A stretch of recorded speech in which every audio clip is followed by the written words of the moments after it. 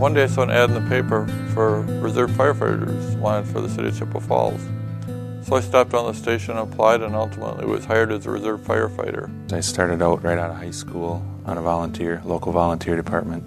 My father had been a firefighter and always kind of looked up to him. Shortly out of high school, I decided I wanted to get in the fire service, so I started with a different city as a volunteer firefighter in EMT.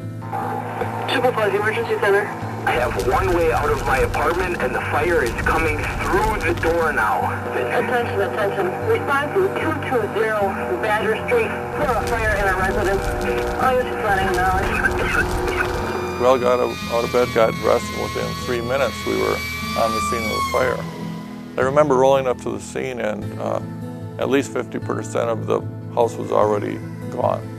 First person I was met by was a police officer who told me that the young man was trapped upstairs in the rear and that there was a window there that we could attempt the rescue through.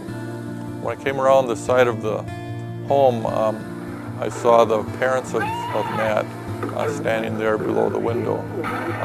They were pointing the window telling us where Matt was located. At that point, being the battalion chief, I had to make some decisions on what our tactics were going to be. And I assigned 2 firefighters, which is Jason, Thom, and Joe Przbylski, to enter the upstairs window and start a search and potential rescue.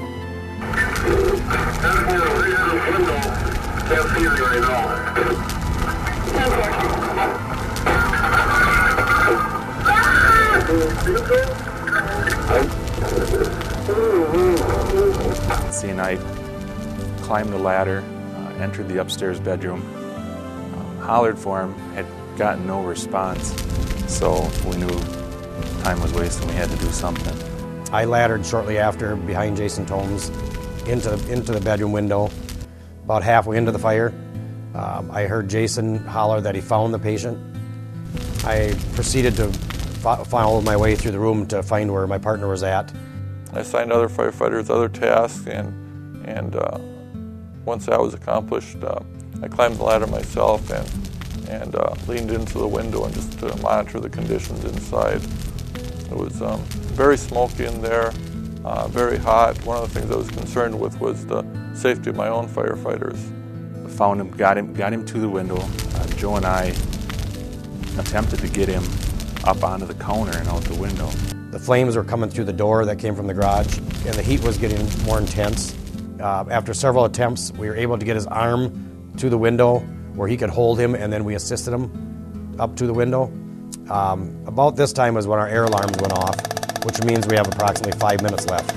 So as Jason and Joe struggled to lift Matt over the counter, over the sink, and to the window, I was on the outside reaching in for him. The first thing I saw was the top of his head, and I managed to get a hold of his hair. Eventually I was able to grab his shoulder and pull and get him close to the window. As he started to go out the window, the fresh air began to fight, struggle. He was kicking, he was pushing on, holding the window.